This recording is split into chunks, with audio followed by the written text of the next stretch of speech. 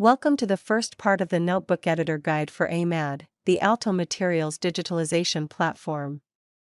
In this video, we'll guide you through the basic features of our notebook editor. Let's get started. First, let's look at the interface you see when you have reader's access. Select the project you want to view in the Notebooks tab. When you open the notebook, this is the first thing you will see: the notebook title, notebook ID, the project this notebook belongs to, and the abstract area. In the abstract area, you can find information about the authors and readers of the notebook, as well as a short description of the notebook that you can edit.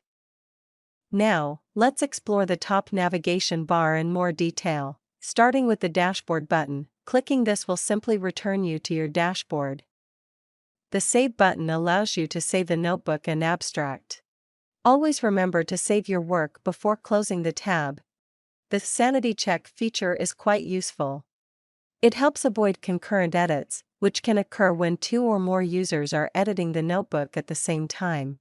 If this happens, the system will notify users to prevent issues. The lock icon indicates whether the notebook is locked or unlocked.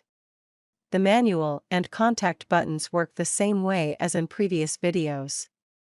The manual button redirects you to the user manual. When you click the contact button, you can send a message to the administrator. The Messages button opens the Messages panel.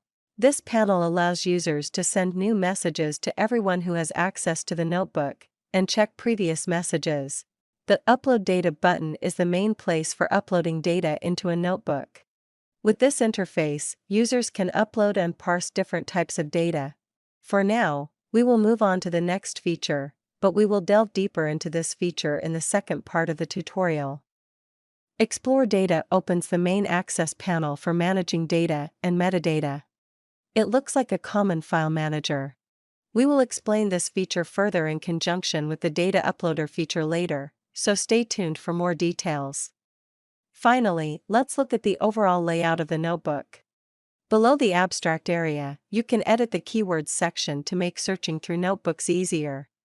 Here is an example layout of a notebook. You can see text sections, tables, and plots analyzed with the uploaded data. The notebook editor has many useful features, and we will continue with the second part of the tutorial to guide you through the actual steps of creating a new notebook. Click on the next video to learn more.